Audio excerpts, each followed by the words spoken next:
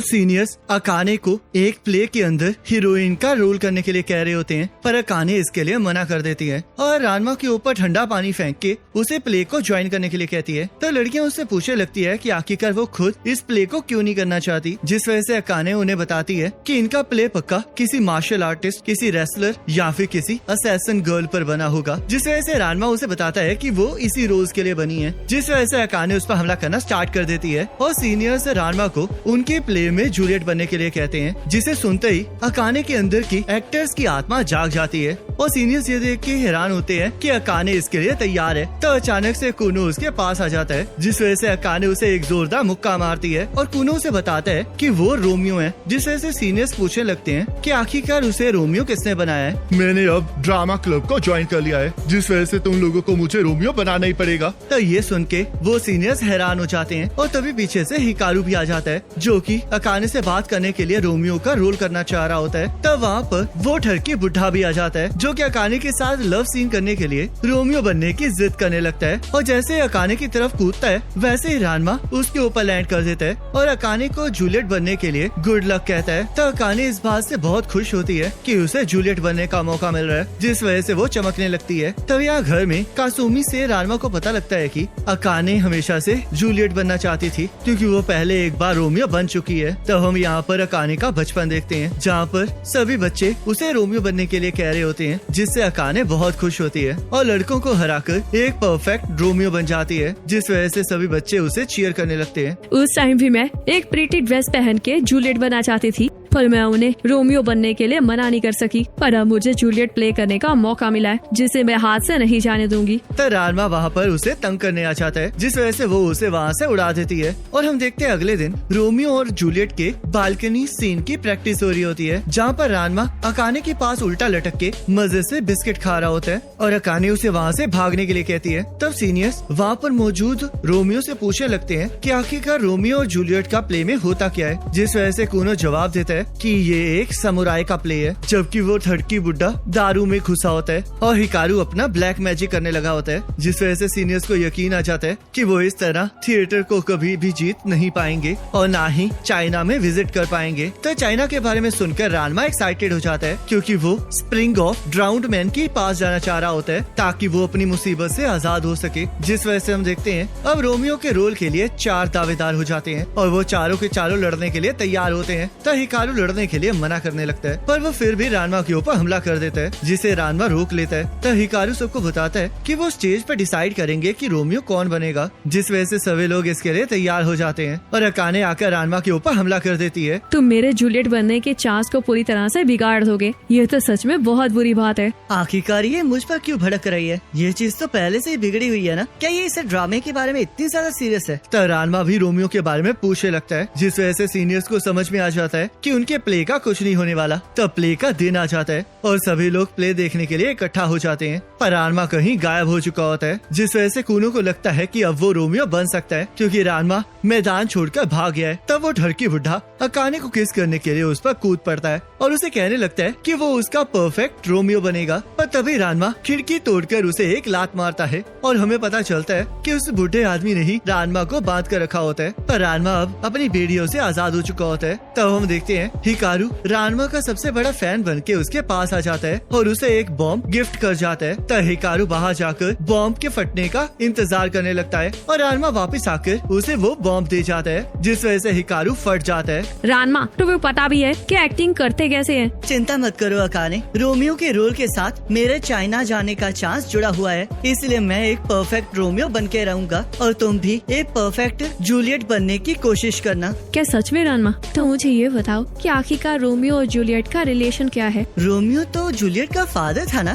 तो अकाने रानमा को उड़ाकर फेंक देती है और उसे सबसे पहले स्टोरी पढ़ने के लिए कहती है। तब यहाँ हम देखते हैं रोमियो और जूलियट का शो स्टार्ट हो जाता है, जहाँ पर अकाने जूलियट की एक्टिंग कर रही होती है और वो सीनियर प्ले डिक्टेट कर रहा होता है। तो रोमियो की एंट्री का टाइम हो जाता है और वो बूढ़ा आदमी अकाने की तरफ कूद पड़ता है, पर तभी कुनो और रानमा आकर उसके साथ लड़ने लगते हैं और सीनियर सबको चूज करने के लिए कहता है कि आखिरकार रोमियो कौन है। तब हम देखते हैं हिकारू बालकनी में ही छुपकर बैठा होता है, जिसे देखकर अकाने डर जाती है और जैसे हिकारू हिकारू उसकी तरफ बढ़ने लगता है। रानवा उसे लात मारकर उड़ा देता है और उसने उन दोनों को भी हरा दिया होता है। तो रानवा और अकाने आमने सामने आ जाते हैं, पर वहाँ पर बहुत ज्यादा साइलेंस हो जाती है क्योंकि रानवा अपने डायलॉग भूल चुका होता है, जिस वजह से अकाने उसे मारने लगती है। पर तभी वहाँ पर अकाने के फादर आ जाते हैं और वो रानवा को उनकी लाइंस को रिपीट करने के लिए कहते हैं, जहाँ पर डायलॉग बोलने के बाद रानवा को अकाने को किस करने के लिए कहा जाता है और रानवा के फादर उसे अकाने के ऊपर फेंक देते हैं, जिस वजह से सारी ऑडियंस बहुत ज्यादा एक्साइटेड हो जाती है। पर रानवा इसके लिए मना करने लगता है, जिस वजह से अकाने और रानवा के फादर उन दोनों को जबरदस्ती किस करवाने लगते हैं। पर तभी रानवा उन दोनों को नीचे फेंक देता है। मुझे फर्क नहीं पड़ता कि चाहे मैं ये प्ले के लिए कर रहा हूँ, पर मैं कभी भी अकाने को किस नहीं करूँगा, पर मैं फिर भी रोमियो हूँ। तब सभी लोग रानवा को क्रिटिसाइज करने लगते हैं क्योंकि बिना लव सीन के रोमियो और जूलियट की कहानी पूरी नहीं हो सकती, जिस वजह से कूनो रानवा को बताता है कि वो रोमियो बनने के लायक नहीं है और वो बूढ़ा आदमी रानवा को उड़ा देता है। तो अकाने रानवा से पूछने लगती है कि क्या वो ये चाहता है कि वो इन तीनों में से किसी को किस करे, और हम देखते हैं वो अकाने के पास पहुंच जाते हैं, जिस वजह से अकाने उन्हें मारकर नीचे पटक देती है और यहाँ रानवा सबको लव सीन दिखाने के लिए लड़की में कन्वर्ट हो जाता है। तब अकाने प्ले के खराब होने की वजह से बहुत ज्यादा उदास हो जाती है, पर कासुमी उसे हौसला देने लगती है और उसे याद दिलाती है कि जूलियट बनना उसका सपना है, जिस वजह से वो इतनी आसानी से हार नहीं मान सकती, जिस वजह से अकाने किसी भी रोमियो को किस करने के लिए तैयार हो जाती है। तब कूनो अकाने को किस करने के लिए आ जाता है, पर अकाने खुद को उसे किस करने के लिए नहीं मना पाती, जिस वजह से वो कूनो को थप्पड़ मार देती है। तब वो ठरकी बुड्ढा अकाने को बांधकर वहाँ से लेकर जाने लगता है, जिस वजह से सीनियर उसे डीमन बुलाने लगता है। पर तभी हम देखते हैं रानवा जूलियट के कपड़े पहनकर अकाने की जगह आ जाता है और बुड्ढे को दारू पिलाकर टल्ली कर देता है और उसे एक बक्से में बंद कर देता है। तब कूनो आकर रानवा को पकड़ लेता है, जिस वजह से रानवा उसे लात मारकर दूर पटक देता है, पर कूनो फिर भी हार नहीं मानता,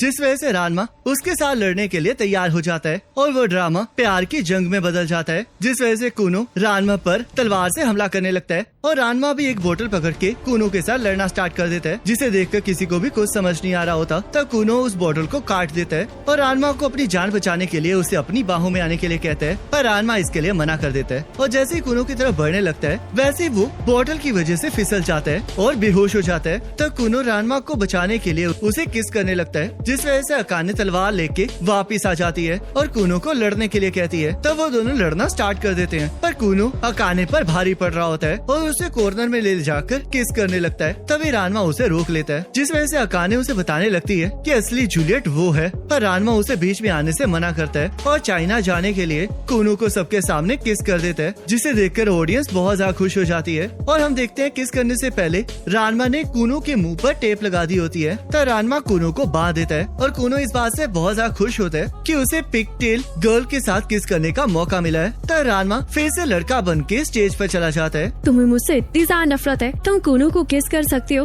पर मुझे नहीं, जिस वजह से मुझे समझ में आ गया है कि तुम्हारी जिंदगी में मेरी क्या अहमियत है, तो इसलिए मैं जा रही हूँ। तब अकाने रानवा को थप्पड़ मार के जाने लगती है और रानवा अकाने को समझाने की कोशिश कर रहा होता है कि जब उसने कूनो को किस किया था तब उसने बीच में टेप रखी थी, पर अकाने उसकी कोई बात नहीं सुन रही होती। तब रानवा उसे प्रूफ दिखाने लगता है, पर तभी हिकारू उसे कुछ सुंघा देता है, जिससे कि अकाने बेहोश हो जाती है और हिकारू उसे लेकर वहाँ से जाने लगता है। तब कूनो आकर रानवा और हिकारू को वहाँ से उड़ा देता है और अकाने को उठाने के लिए उसे किस करने लगता है, पर तभी रानवा आकर उसे एक लात मारता है और अकाने को उठने के लिए कहने लगता है। तो सीनियर सबको बताता है कि जूलियट बहुत गहरी नींद में चली गई है, जिसे रोमियो सिर्फ किस करके उठा सकता है, जिस वजह से रानवा उस पर गुस्सा करने लगता है और सीनियर उसे समझाता है कि अगर उसे चाइना जाना है तो उसे ये करना ही पड़ेगा क्योंकि ये उनके स्पॉन्सर की विश है। जिस वजह से हम देखते हैं अकाने और रानवा के फादर आकर उसे फोर्स करने लगते हैं और उसे अकाने की तरफ फेंक देते हैं। तब सभी लोग उनकी किस देखने के लिए बहुत ज्यादा एक्साइटेड होते हैं और रानवा भी चाइना की टिकट के लिए अकाने को किस करने के लिए आगे बढ़ने लगता है, पर वो चाहकर भी ऐसा नहीं कर पा रहा होता। तब कूनो रानवा के ऊपर फिर से हमला कर देता है, पर रानवा उसे मुक्का मार के दूर फेंक देता है। तो अकाने के फादर उससे पूछने लगते हैं कि वो चाइना के लिए भी अकाने को किस नहीं कर सकता, क्या वो अकाने से इतनी नफरत करता है। तो रानवा उन लोगों को समझाता है कि अगर वो उसे नापसंद करता होता तो वो उसे अब तक किस कर चुका होता, जिसे सुनकर अकाने खुश हो जाती है और रानवा को किस करने के लिए तैयार हो जाती है, जिस वजह से रानवा शर्माकर इधर उधर कूदने लगता है और इसके लिए मना करने लगता है। तब अकाने रानवा को बड़े प्यार से देखती है, जिस वजह से रानवा पिघल जाता है और अकाने उसे किस कर देती है, जिससे कि सभी लोग बहुत ज्यादा खुश हो जाते हैं। पर हम देखते हैं अकाने ने रानवा को किस करने से पहले उसके मुंह पर टेप लगा दी होती है, जो कि रानवा को बिल्कुल पसंद नहीं आया होता। तब घर वापस जाते हुए अकाने रानवा को बताने लगती है कि वो उसे बिना टेप के किस करना चाहती है, जिसे सुनकर रानमा पूरी तरह से शर्माने लगता है। पर अकाने उसे बताती है कि वो तो बस मजाक कर रही है। तब वो लोग घर वापस चले जाते हैं, जहाँ पर चाइना जाने वाला प्रोग्राम शुरू हो चुका होता है और हम देखते हैं वहाँ पर वो स्पॉन्सर आया होता है जो कि चाइना से आया होता है और सीनियर को ये गलतफहमी होती है कि वो लोग चाइना जाने वाले हैं, जिस वजह से रानमा का चाइना जाने वाला सपना टूट जाता है और वो फ्रीज हो जाता है। तो अकाने की बहन अकाने को उसे किस करने के लिए कहती है, पर अकाने इसके लिए मना कर देती है। और इसी के साथ ये एपिसोड खत्म हो